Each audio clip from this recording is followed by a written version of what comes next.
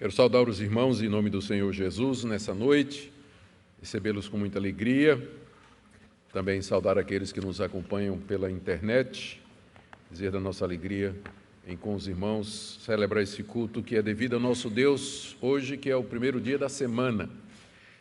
Para o mundo é o fim de semana, não é? Mas para nós a semana começa hoje, e nós começamos na presença de Deus, cantando louvores, fazendo súplicas no culto público e ouvindo a sua palavra. Eu queria convidá-lo a abrir a Escritura na carta de Paulo aos Romanos, capítulo 14, e nós vamos ler do verso 1 até o verso 12, dando assim continuidade à nossa série de mensagens na carta aos Romanos, que nós iniciamos no capítulo 12. Agora chegamos no 14 e vamos do verso 1 até o versículo 12. Acolhei o que é débil na fé, não porém para discutir opiniões. Um crê que de tudo pode comer, mas o débil come legumes. Quem come não despreze o que não come, e o que não come não julgue o que come, porque Deus o acolheu. Quem és tu que julgas o servo alheio? Para o seu próprio Senhor está de pé ou cai, mas estará em pé porque o Senhor é poderoso para o suster. Um faz diferença entre dia e dia, outro julga iguais todos os dias. Cada um tem opinião bem definida em sua própria mente. Quem distingue entre dia e dia, para o Senhor o faz. E quem come para o Senhor come, porque dá graças a Deus. E quem não come, para o Senhor não come, dá graças a Deus. Porque nenhum de nós vive para si mesmo, nem morre para si. Porque se vivemos, para o Senhor vivemos. Se morremos, para o Senhor morremos. Quer, pois, vivamos ou morramos, somos do Senhor. Foi precisamente para esse fim que Cristo morreu e ressurgiu, para ser Senhor tanto de mortos como de vivos. Tu, porém, por que julgas teu irmão? E tu, por que desprezas o teu? Pois todos compareceremos perante o tribunal de Cristo, de Deus, como está escrito: por minha vida, diz o Senhor, diante de mim se dobrará todo joelho e toda língua dará louvores a Deus. Assim, pois, cada um de nós dará contas de si mesmo a Deus. Vamos orar mais uma vez, queridos, pedindo a iluminação do Espírito Santo na compreensão da sua palavra. Senhor, nós estamos diante da Escritura inspirada por Ti e nós pedimos que Teu bendito Espírito Santo a aplique ao nosso coração à medida que o seu sentido for sendo desvendado. Pedimos que orientes e guies a nossa mente, ó Deus. Oramos por aqueles que aqui estão nessa noite, desejosos e carecendo do alimento cotidiano, do pão da vida, da orientação da Escritura. Nós pedimos que Tu abençoes a Tua igreja, corrija, discipline, encoraje, fortaleça, anime, tudo de acordo com a vontade de cada um dos Teus filhos, com a necessidade de cada um dos Teus filhos e filhas que se encontram aqui nessa noite. Ouve a nossa oração, nós a fazemos em nome de Jesus. Amém. Queridos, boa parte das divisões que a igreja cristã tem experimentado através da sua história tem como causa aquilo que nós chamamos coisas indiferentes ou questões que não são exatamente matéria de fé. É impressionante a capacidade que nós cristãos temos para nos dividirmos sobre assuntos que no final não tem nada a ver ou não tem relevância para a nossa redenção e a nossa salvação. A longa história da igreja está aí para provar isso. Dois assuntos em particular foram motivo de muita discussão no século I e causou divisão nas igrejas onde havia judeus e gentios convertidos. O primeiro tópico era com relação à comida. Com relação à comida. Havia restrições da lei de Moisés sobre a dieta do judeu. E muitos judeus, depois de se converterem, tinham ainda escrúpulos com relação a comer determinados alimentos e tinham dificuldade em se relacionar com pessoas que achavam que não tinha nada demais comer.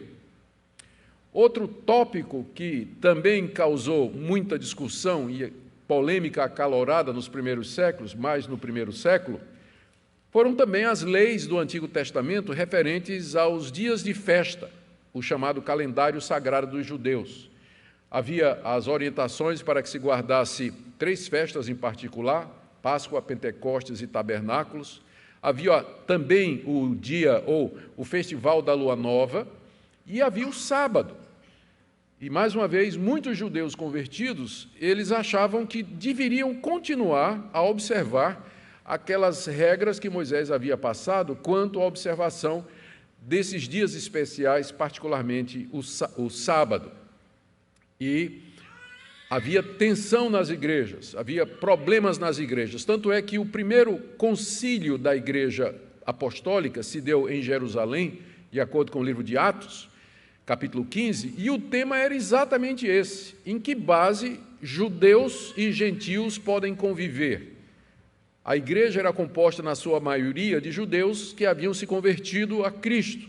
E lá em Jerusalém, muitos deles continuaram a guardar as tradições judaicas, quer com relação à comida, as restrições sobre comida, quer também ao calendário sagrado e outras práticas. À medida que não-judeus entravam na igreja e eles não tinham essas práticas, criou-se um clima de confronto e de discussão, se devia ou não comer determinadas coisas e se os gentios, que não eram judeus, deveriam ser admitidos à comunhão da igreja, uma vez que eles se sentiam à vontade para comer de tudo e escandalizavam o coitado do judeu, né, que achava que era pecado comer uma feijoada ou uma rabada ou alguma coisa assim que tivesse porco no meio, né? Bom, é interessante, e esse foi a razão, foi preciso reunir o concílio, a igreja lá em Jerusalém, para discutir essa questão, né? O apóstolo Paulo trata desses assuntos em pelo menos 3 das suas cartas, 4 das suas cartas. Aqui, em Romanos, na carta aos Gálatas, na carta aos Colossenses e na segunda carta aos Coríntios. Esses foram 2 assuntos que causaram muita polêmica e muita discussão na Igreja Apostólica no primeiro século. A questão das restrições com relação à comida e também as orientações a respeito dos dias especiais ou os dias religiosos.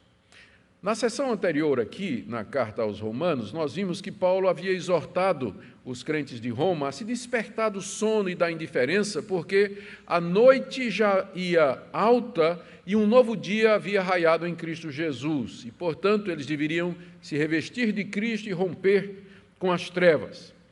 E agora, no texto que eu li para vocês, ele se volta mais especificamente para essa questão que estava ameaçando a comunhão na igreja entre judeus e gentios, que era exatamente as diferentes opiniões que havia sobre comida e dias sagrados.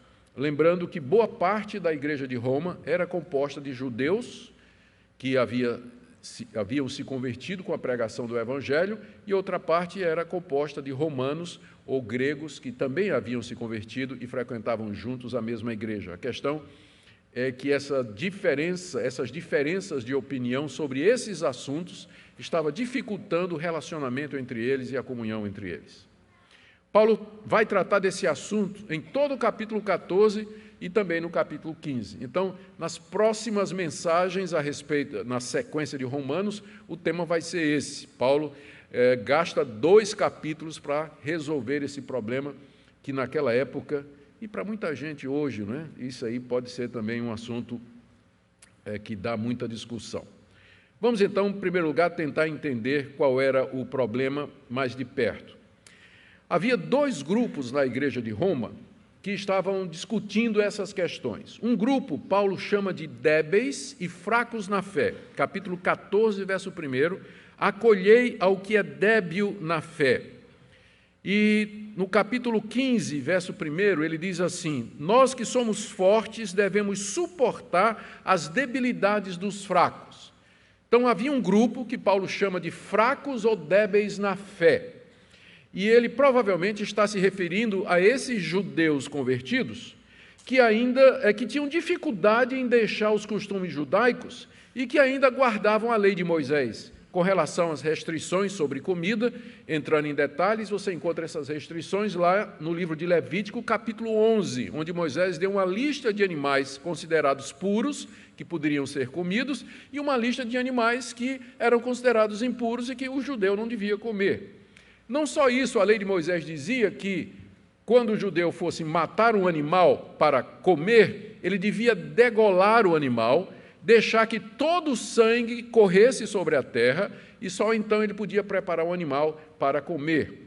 Ou seja, o judeu não comia animal que tivesse sido dilacerado por feras, tivesse morrido de doença ou abatido a pancadas, somente aquele que foi degolado e o sangue escorrido na terra. E também havia proibição de que o judeu participasse dos festivais das religiões pagãs, onde animais eram oferecidos aos ídolos e depois eram consumidos pelos que estavam presentes lá no templo pagão. Então, por precaução, o judeu, e com medo de se contaminar, os judeus de Roma, eles estavam preferindo comer só legumes, vegetais e frutas e beber um pouquinho de água, porque eles tinham medo de que talvez eles se contaminassem se eles fossem comer carne ali em Roma, porque não sabiam se, como aquele animal tinha sido abatido, se ele tinha sido degolado. Eles tinham dificuldade de se relacionar com os romanos e os gregos, porque os romanos e os gregos, na hora de comer, eles comiam todo tipo de animal, porco, por exemplo, que para o judeu era uma abominação. Então, aqui talvez os judeus aqui estavam tomando como modelo de santidade Daniel. Todo mundo lembra da história de Daniel, aquele jovem judeu que foi levado cativo para a Babilônia, e lá diz que Daniel resolveu firmemente no seu coração não se contaminar com as iguarias do rei. Ou seja, Daniel tinha resolvido seguir estritamente a lei de Moisés com relação ao que podia comer e não comer. Talvez Daniel era o ícone desse grupo de judeus lá em Roma que dizia, olha, nós não vamos comer, a melhor coisa é não comer carne, porque corremos o risco de comer carne sacrificada, animal que não foi degolado, enfim, eles tinham tomado essa posição. E não somente isso, eles achavam também que deveriam guardar aquilo que Moisés havia ensinado sobre determinados dias. Eles estavam com escrúpulos de deixar de guardar os dias de festa e, particularmente, o sábado. Nem todos os judeus convertidos, aparentemente, eram assim, mas provavelmente havia muito deles na igreja de Roma. Então, o fato de que eles creram em Cristo, reconheceram que Cristo era o Salvador e o Messias, para eles não significava que eles tinham que abandonar a lei de Moisés. Então eles achavam que deveriam continuar a observar essa dieta religiosa e guardar o calendário sagrado. O outro grupo, esse é o grupo que Paulo chama de fracos e débeis na fé. O outro grupo é aquele que Paulo chama de fortes, e com o qual Paulo se identifica, capítulo 15, verso 1. Ora, nós que somos fortes, devemos suportar as debilidades dos fracos e não agradar-nos a nós mesmos. Paulo está provavelmente se referindo a judeus que, como ele, haviam se convertido e que se sentiam livres das restrições que a lei de Moisés impunha sobre a alimentação e sobre o calendário. Esses judeus, como Paulo, se sentiam libertos para comer qualquer tipo de comida. E eles não viam mais necessidade de guardar o sábado como a lei de Moisés mandava, e muito menos os dias de festa. Para o apóstolo Paulo e para esses judeus, estas coisas faziam parte da lei cerimonial do Antigo Testamento e que haviam se cumprido em Cristo. Estas leis apontavam para a necessidade de pureza e para a necessidade de lembrar as ocasiões em que Deus age nesse mundo, particularmente a plenitude dos tempos, quando Deus veio na pessoa de Cristo, encarnou-se, morreu por nós e ressuscitou. Uma vez que esses atos salvadores de Deus foram realizados em Cristo, a lei cerimonial, a dieta religiosa e a guarda de determinados dias havia perdido o sentido para o cristão. Então, Paulo, como judeu, ele se sentia livre para sentar-se com os gentios e comer o tipo de comida que os gentios comiam. Paulo se sentia livre também para, quando estava com os judeus escrupulosos, ele participava das festas, ele evitava comer determinadas coisas. Então, Paulo se considera e chama aqueles que pensavam como ele de fortes, no sentido de que a sua fé era uma fé robusta, era uma fé forte o suficiente para fazê-los entender que a salvação deles, a redenção deles e a santificação não era baseada mais nestas coisas que eram características do Antigo Testamento, mas somente na obra completa e finalizada do Senhor Jesus Cristo. Paulo havia tomado então conhecimento de que esses dois grupos tinham essas diferentes opiniões lá na igreja de Roma e que, caracteristicamente, os fracos estavam julgando os fortes como se fossem libertinos. Isso é típico. O fraco, não é aquele que acha que não pode comer e que se tocar nisso é pecado, comer esse determinado tipo de comida vai estar se contaminando ou atentando a Deus.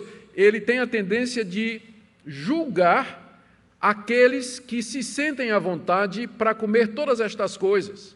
E geralmente diz assim, esse cara é liberal, ele está comendo sangue, né? Está comendo carne de porco, isso é um liberal.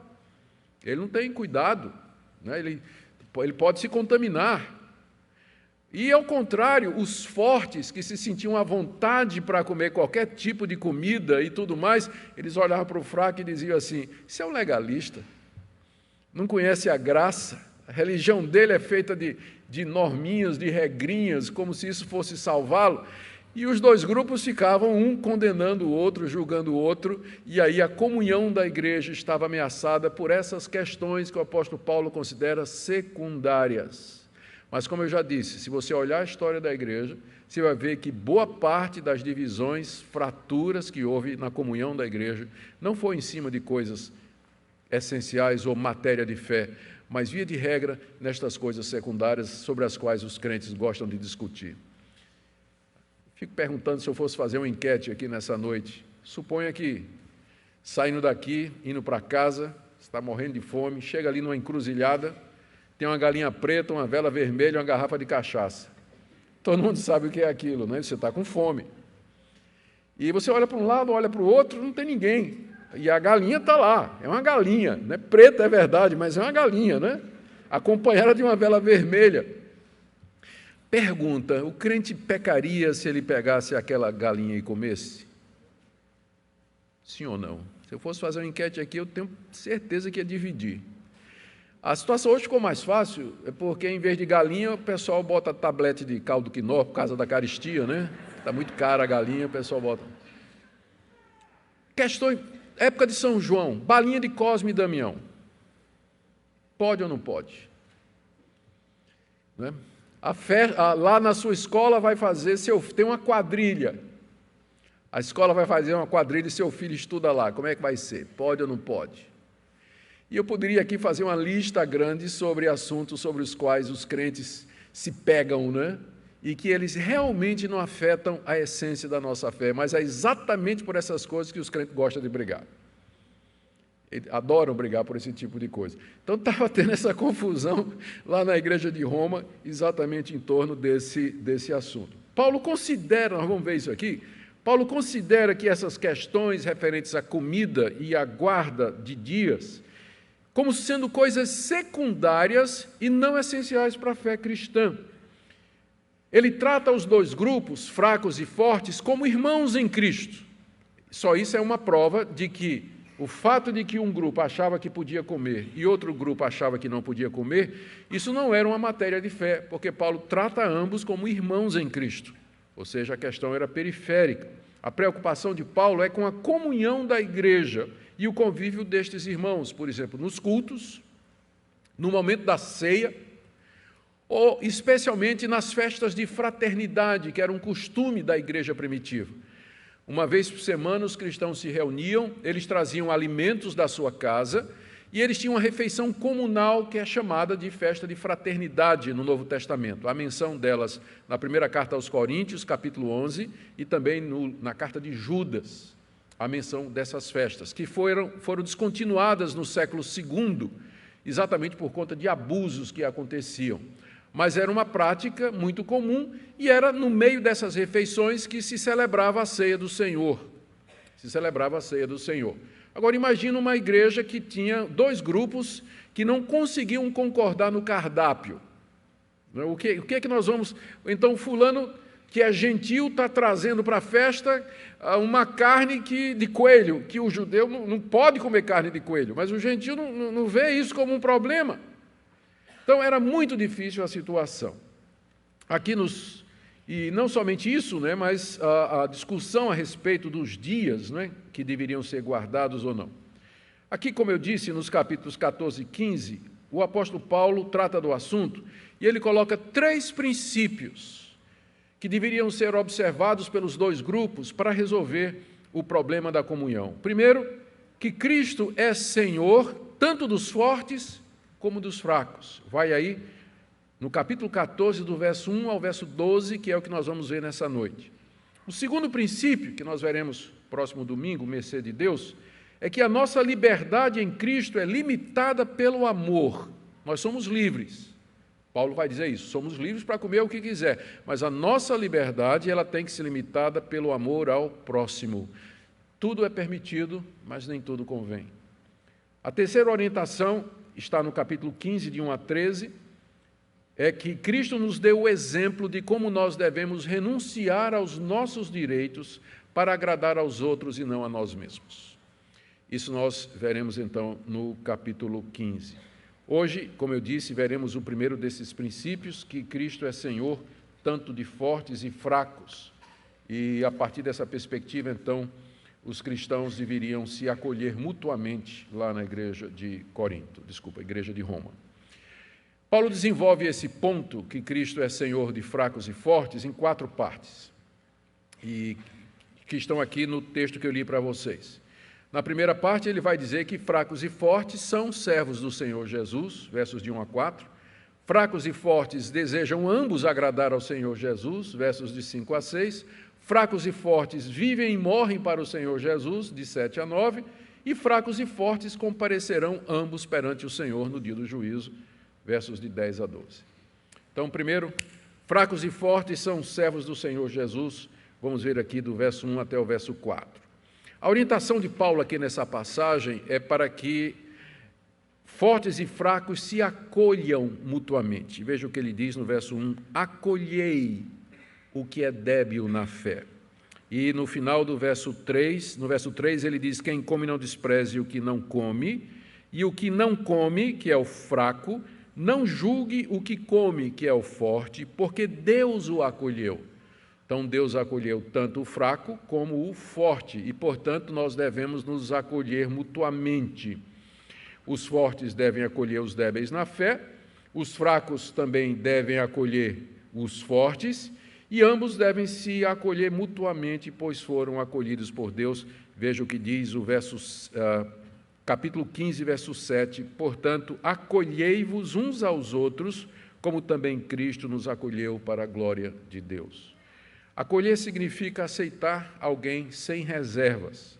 E no caso aqui, significa, primeiro, acolher, mas não para discutir opinião, verso 1 e 2. Verso 1, acolhei o que é débil na fé, não porém para discutir opinião.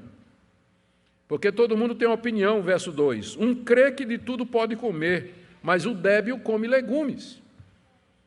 Então, pessoas têm convicções diferentes a respeito do que pode ou não pode comer, e são convicções religiosas. Ele não está falando aqui de preferência particular, quem é que gosta de comer isso ou aquilo outro. Né? Aqui não tem nada a ver com dieta saudável, tem a ver com convicções religiosas. Tem pessoas que estão, por motivos religiosos, convencidos de que podem comer qualquer coisa. E tem gente que, por convicções religiosas, acha que só deve comer legumes.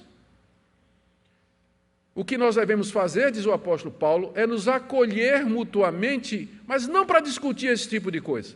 É uma coisa que fica na consciência de cada um. É uma questão de liberdade cristã entre a pessoa e Deus. Não deve ser motivo de discussão, porque não é uma matéria de fé, não é matéria que pertence à essência da fé. Os fracos achavam que, no mínimo, era arriscado comer carne em Roma e que era falta de cuidado espiritual. Já os fortes não viam risco nenhum e achavam que isso fazia parte da liberdade em Cristo, poder comer qualquer tipo de alimento. E aí havia discussão entre eles, disputas, arengas. Todo mundo tinha sua própria opinião. Verso 2. Paulo queria que eles parassem de se criticar e se julgar mutuamente e que se acolhessem e que vivessem em paz uns com os outros, apesar da diferença de opinião. O que nos ensina que dentro do cristianismo há áreas em que os cristãos podem discordar e continuar cristãos, irmãos e amigos.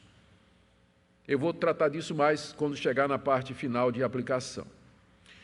Acolher incluía não somente não discutir as opiniões, verso 2, mas incluía também não desprezar e não julgar o irmão. Veja aí o que diz o verso 3. Quem come, não despreze o que não come, e o que não come, não julgue o que come, porque Deus o acolheu. A tendência dos fortes era desprezar os fracos. O forte dizia assim: rapaz, essa galinha cabidela é uma delícia, né? Esse legalista aí que não come galinha cabidela, está aí comendo cenoura, né? É muito fraco, né? Ele não entendeu o evangelho e tudo mais. Então, a tendência do forte, né, que se sente liberto, é exatamente julgar e exatamente desprezar o irmão fraco. E a tendência dos fracos, por outro lado, é julgar os fortes. Olha, o cara comendo sangue, está dizendo na Bíblia que não pode. O cara está comendo carne de porco. Quando no povo de Deus, antigamente, era proibido comer carne de porco, e o cara está aí comendo.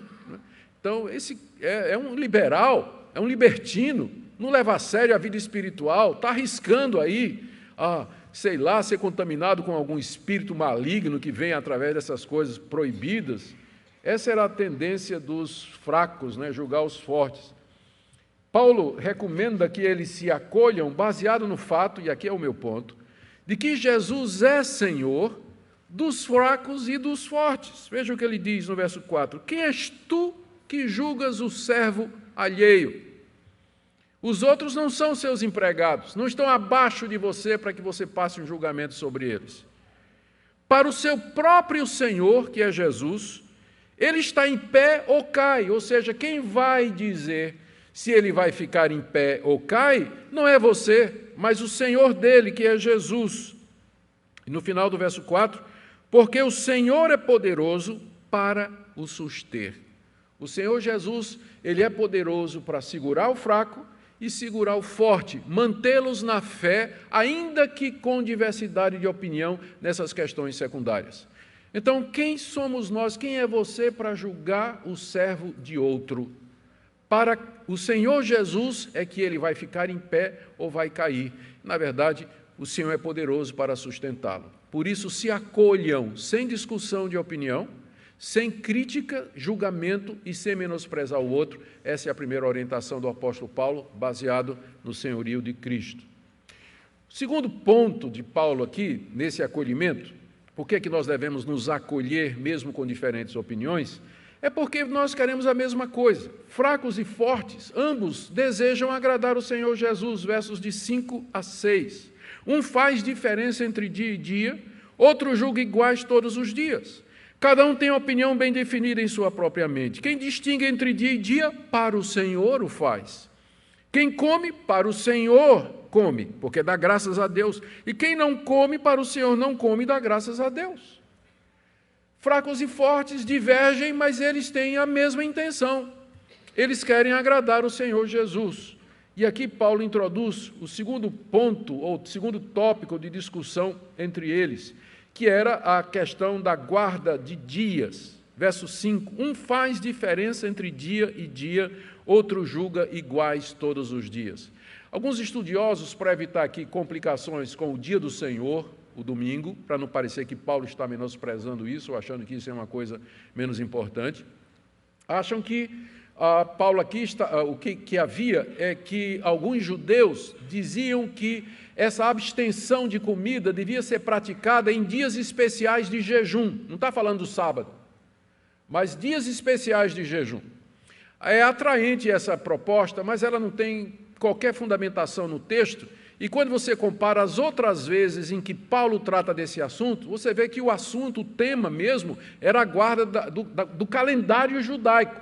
Por exemplo, em Gálatas capítulo 4, verso 10, Paulo escrevendo àqueles cristãos da Galácia, reclamando que eles já estavam guardando dias e meses e tempos e anos no calendário judaico. Ou escrevendo em Colossenses 2,16, Paulo diz aos cristãos de Colossos: ninguém vos julgue por causa de comida e bebida, ou dia de festa, ou lua nova, ou sábados. Então o assunto era esse o assunto no primeiro século. Não era simplesmente um dia de jejum em que se devia abster de qualquer outra coisa, mas era realmente todo o calendário. Era esse o ponto. O que Paulo está dizendo aqui é que tinha judeus que achavam que tem diferença entre dia e dia. Tem dias que são especiais porque Deus mandou comemorar a determinadas festas. E tem um dia mais especial do que os outros, que é o dia de sábado. Ele considerava que há diferença entre os dias e guardava aqueles dias que ele achava que eram dias diferentes e especiais. Mas tem outro, Paulo diz aqui, que julga que todos os dias são iguais. Todos os dias são dias de Deus. E que não é porque um dia é considerado sagrado que eu vou ser mais santo naquele dia do que eu sou nos outros dias. Ou eu vou me cuidar mais naquele dia do que eu me cuido nos outros. Porque Deus é Senhor de todos os dias da semana. E eu devo servi-lo e eu devo agradá-lo, sempre, qualquer que seja o dia. Ou seja, o ponto era exatamente esse. Alguns judeus convertidos consideravam necessário continuar a guardar o calendário judaico e o sábado, considerando que esses dias eram diferentes dos outros, e provavelmente eles insistiam numa guarda meticulosa do dia de sábado, conforme a lei mosaica e os costumes judaicos. E o que é pior, achavam que os outros deviam fazer a mesma coisa. Porque quando a gente tem uma opinião sobre essas coisas secundárias, e a gente pratica aquilo que a gente acredita, mas dá aos outros liberdade para divergir, já que não se trata de matéria de fé, está resolvido o problema. O problema é quando, em questões secundárias, nós militamos em cima dessas coisas e colocamos como a prerrogativa ou referencial do que é ser cristão fazer aquela coisa. E nós não admitimos a possibilidade de que quem pensa diferente é meu irmão em Cristo Jesus. Você vê que Paulo aqui trata os dois grupos como irmãos em Cristo. Um crê que há diferença entre dia e dia, e outro julga iguais todos os dias. Olha o que é que Paulo diz no final do verso 5. Cada um tem opinião bem definida em sua mente. Se você acha isso, é bom que você esteja convencido. Porque se você está comendo determinados alimentos e você não está convencido de que você tem liberdade para isso, então ele vai dizer isso lá no domingo que vem, nós vamos ver isso, você está pecando porque não está fazendo isso pela fé. Você está arriscando que aquilo pode ser errado ou não, então você está indo. Então, cada um tenha opinião bem firmada com relação a esse assunto. Cada um esteja bem convicto e firme em sua opinião. Qual é o motivo para essa postura de Paulo aqui, não é? De que fortes e fracos, para que cada um tenha a sua própria opinião? A razão que ele está dizendo isso aqui é porque ele reconhece que tanto os fortes como os fracos, eles desejam agradar ao Senhor Jesus. Verso 6, quem distingue entre dia e dia, para o Senhor faz. Quem come, para o Senhor come, porque dá graças a Deus e come. E quem não come, para o Senhor não come e dá graças a Deus. Os fracos queriam continuar a guardar os feriados religiosos e o sábado, porque eles entendiam que era uma maneira de honrar Jesus Cristo. E eles faziam isso por amor a Cristo. Eles estavam convencidos que era isso que eles deviam fazer. Já os fortes, eles comiam de tudo sem restrição e eles cuidavam que com isso eles estavam agradando o Senhor Jesus, porque estavam vivendo a liberdade plena que Cristo tinha trazido para eles. Os judeus crentes se abstiam de carne, os judeus escrupulosos se abstiam de carne e davam graças a Deus pelo tomate, pela cebola, pelo manjericão. Eles pensavam que com isso estavam agradando a Deus, ou seja, a motivação tanto dos fracos como do forte era uma só, era agradar ao Senhor. Se ele comia, dava graças a Deus e comia. Se não comia, ele dizia: Senhor, graças a Deus que eu não estou comendo. Obrigado pela cenoura, pela cebola que eu estou comendo aqui, pelo coentro. Muito obrigado, né? Te dou graças por isso.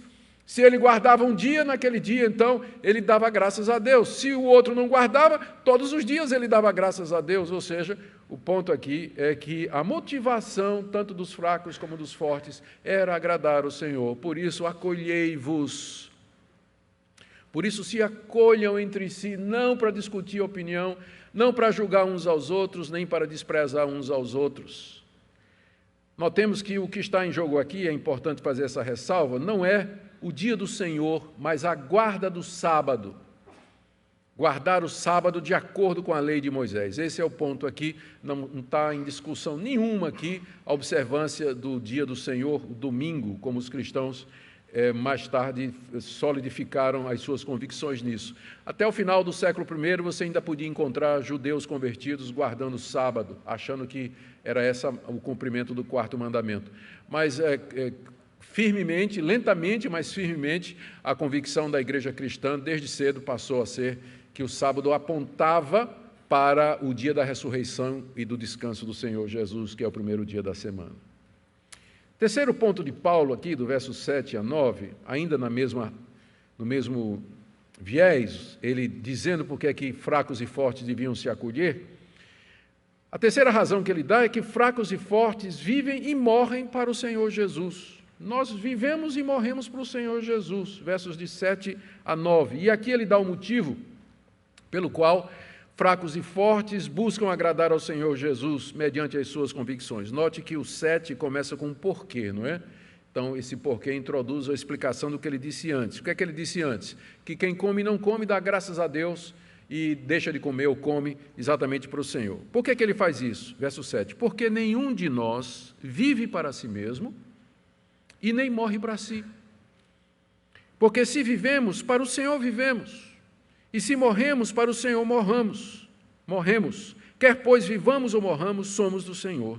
Foi precisamente para esse fim que Cristo morreu e ressurgiu, para ser Senhor tanto de mortos como de vivos. A razão pela qual nós queremos agradar o Senhor Jesus, quer comendo, quer bebendo, fazendo qualquer outra coisa, é porque Ele morreu e ressuscitou para ser o Senhor dos mortos e dos vivos, daqueles que já morreram e daqueles que ainda estão vivos. Ou seja, para ser Senhor de todos, sem deixar absolutamente ninguém de fora. São dois pontos, então. Primeiro, vivemos e morremos para o Senhor Jesus. Nem fortes, nem fracos, eles vivem para si. A razão da vida, da nossa vida, é o Senhor Jesus, honrá-lo, agradá-lo. Quem é fraco tem esse objetivo, o fraco na fé. Ele tem esse objetivo, agradar o Senhor Jesus na vida e na morte.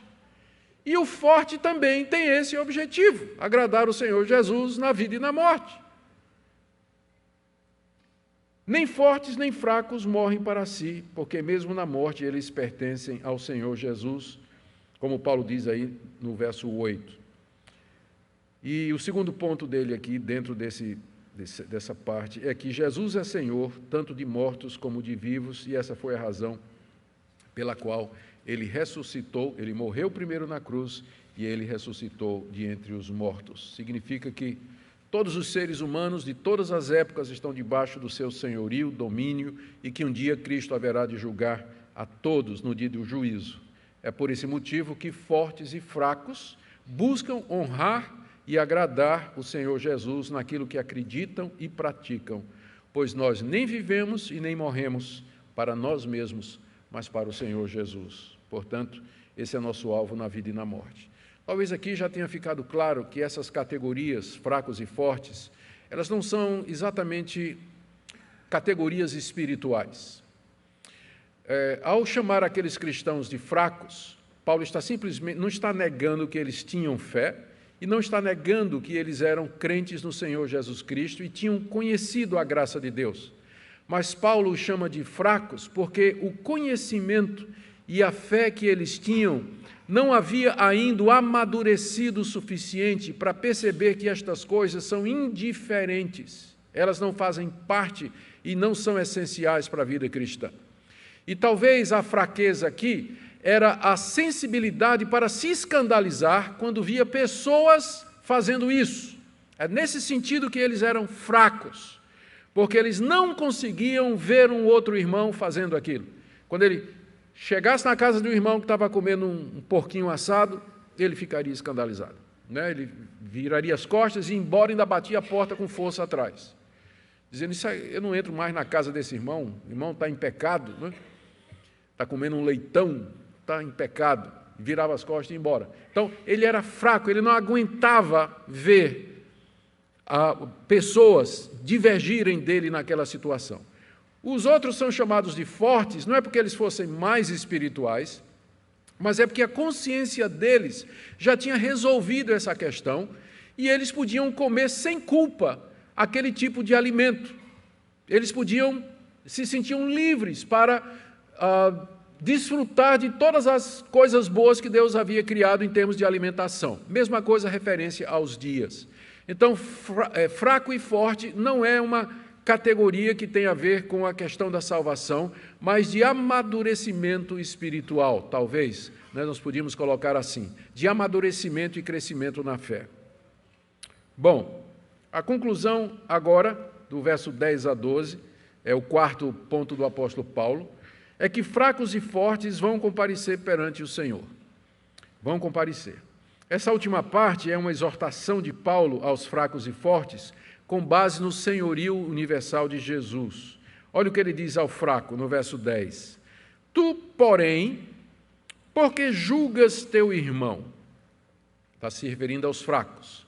Por que você está julgando o seu irmão forte, achando que ele está condenado, que ele é um libertino, que ele é um descuidado, simplesmente porque ele se sente à vontade para comer alguma coisa e você não?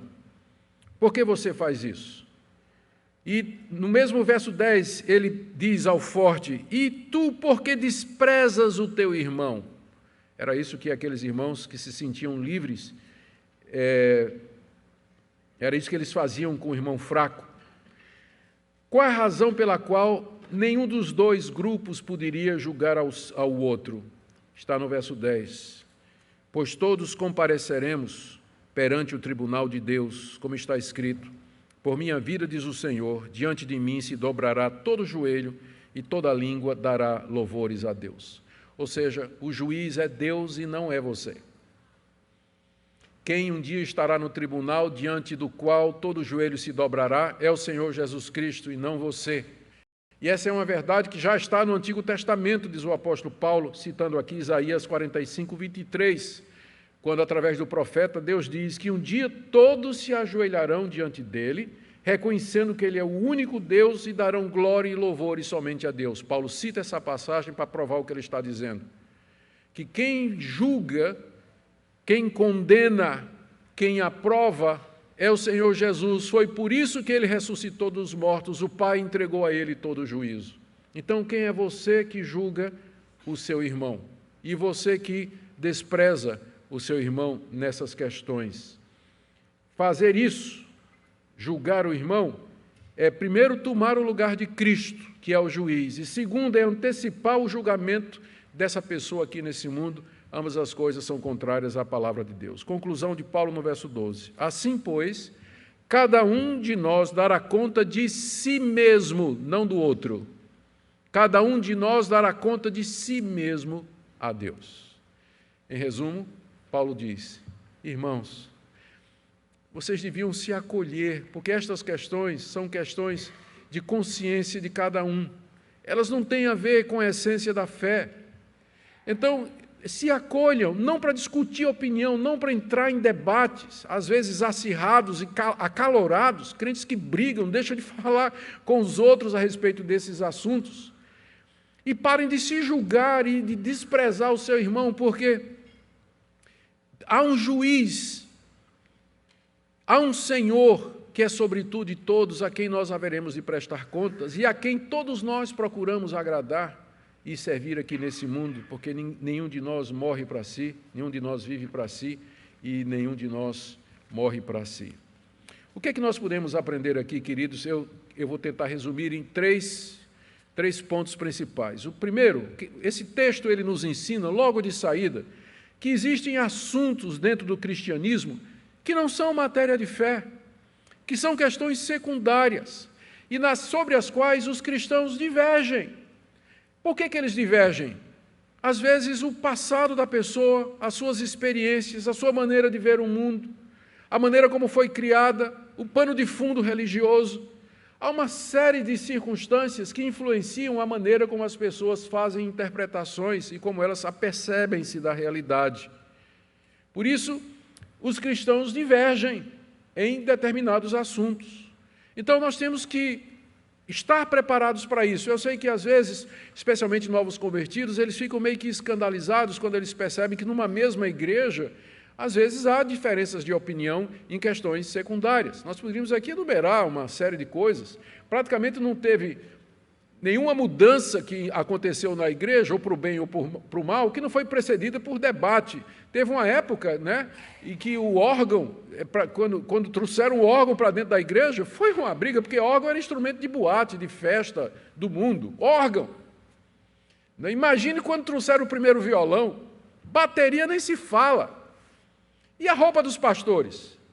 Paletó e gravata, sim ou não? Teve uma época que o pastor tinha que pregar de peruca branca. Imagine, olhe para mim assim, eu com a peruca branca aqui. Ou o pastor Cláudio.